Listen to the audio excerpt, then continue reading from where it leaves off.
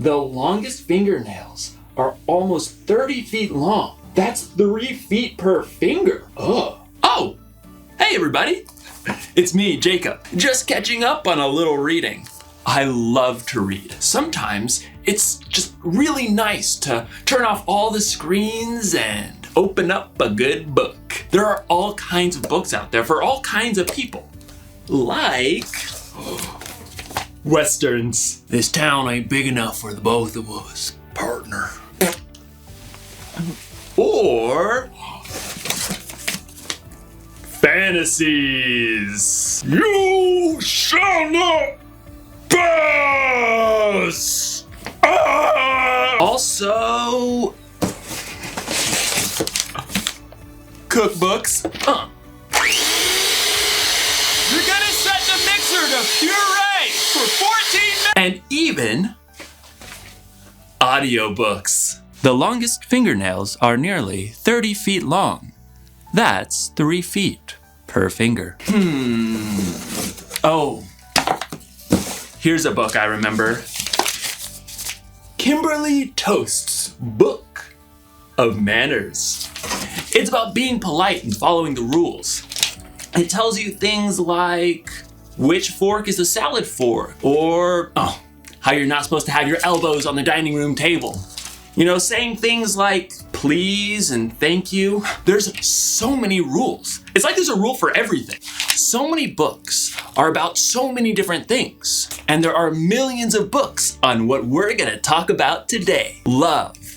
Love is showing others how much they matter to you. Today's story is about love, and it's about rules. Really, it's about the most important rule ever, and how the people who saw only a book of rules were missing out on a way more epic love story. Did you know it's impolite to burp in front of strangers? I've been doing it all wrong. I'll see you soon.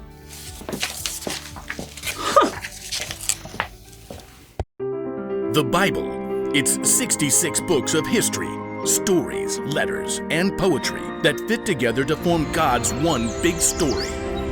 The epic adventure of how He created us and loves us so much that He made a way to rescue us. As we travel through the Bible, from Genesis to Revelation, we discover people who met God and found their lives changed forever. Now, for an amazing story, inspired by the book of Matthew, chapter 22, verses 34 through 40. Unlike the nations around them, the Israelites worshipped only one God. Hear, O Israel, the Lord our God, the Lord is one. When God led the Israelites out of slavery in Egypt, God called Moses up to the top of Mount Sinai. You have seen how I carried you on eagle's wings and brought you to myself. Now if you obey me fully and keep my covenant, you will be my treasured possession and a holy nation. Out of a deep love, God gave Moses a set of 10 rules so that the people would know how to live in their newfound freedom. Here is what God says. Don't put any other gods in place of me. Don't make statues of other gods to worship. Don't misuse the name of the Lord your God. Rest on the Sabbath day to keep it holy. Honor your father and mother. Do not murder. Keep your promises to your husband or wife. Do not steal. Do not lie. Do not be jealous or envious of what others have. There were 10 commandments, and many additional laws too. But it's not stealing if I just happen to borrow my neighbor's best donkey grooming brush, right? Some people look for ways around all those rules. Other people were so scared of breaking the rules they'd spent their whole lives trying to get it exactly right. What if I walk too far on the Sabbath and get out of breath? That's not resting. We better say you can't go outside the city at all on the Sabbath. There were 613 laws in total, and even more that the religious leaders added. They spent hundreds of years trying to get those laws exactly right and to make sure others did too. It was really the only way they knew that they would be sure that God was pleased with them. You can't sacrifice this goat in the temple. It has a freckle 3/8 of an inch behind its right front leg. Even under Roman rule, the Jewish leaders made sure to keep every single law perfectly, but they were more worried about getting things right than about what was in their hearts. Then, Jesus showed up, traveling and teaching, but he didn't act like any other teacher or rabbi. He gathered followers from the outcasts, fishermen, and tax collectors. Come, follow me. Jesus spent time with the people everyone else avoided. He made blind people see, and those who couldn't walk get up and dance. He healed those with terrible skin diseases. Look! Look! My skin is clean! I can go home to my family! Jesus invited women to follow him, something no other rabbi would do. He welcomed little children and blessed them, even though most people saw kids as a nuisance. The kingdom of heaven belongs to people like them. Jesus told a story in which a Samaritan, a person who was viewed as the enemy by Jews, was the hero. And when Jesus was giving out a list of people blessed by God, it certainly didn't include perfect rule followers. Blessed are those who are humble. They will be given the earth. Yep, Jesus was turning things upside down, and the religious leaders did not like it one bit, so they started looking for ways to trap him.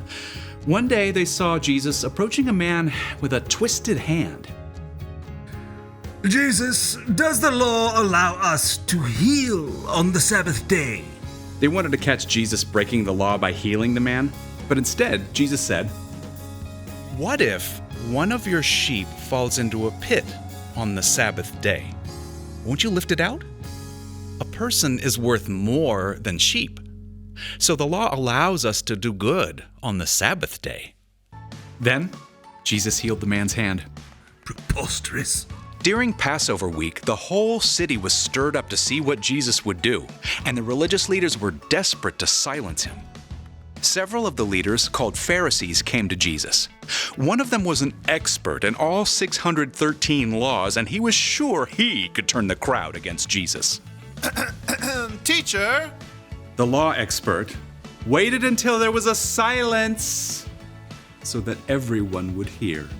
Which is the most important commandment in the law? The law expert told himself gleefully, Jesus will have to pick just one law, and then I can point out all the other laws he's ignoring, and everyone will get upset.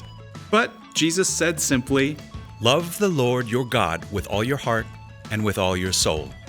Love him with all your mind. This is the first and most important commandment. And the second is like it. Love your neighbor as you love yourself. Before the law expert could tear this answer apart, Jesus continued, Everything that is written in the law and the prophets is based on these two commandments. But, In a few short sentences, Jesus had taken 613 laws and wrapped them up in just two things to remember.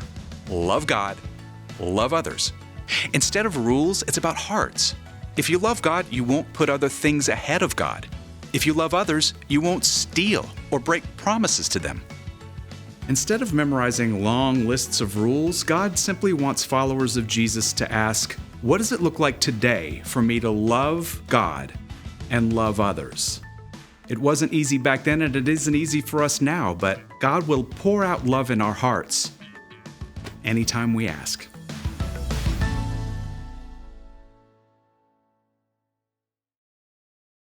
There are a lot of rules in life, and some people see this, the Bible, as a book of rules.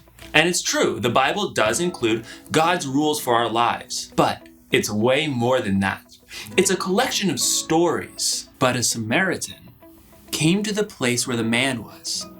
When he saw the man, he felt sorry for him. Letters. I, Paul, am writing this letter.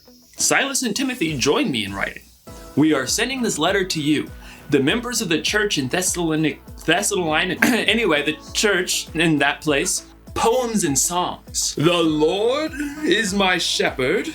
And a whole lot of history. The Bible was written by a bunch of different writers over hundreds of years.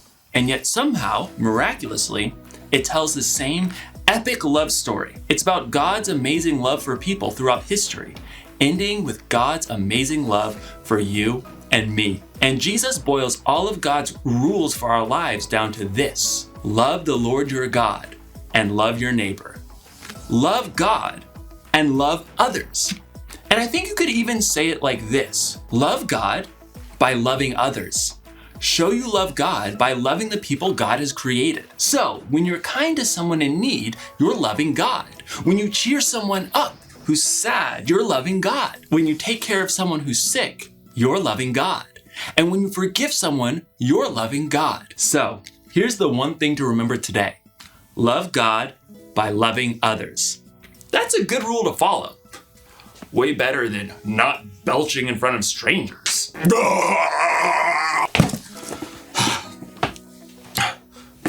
What? We're not strangers. Also, excuse me. I'll see you next time.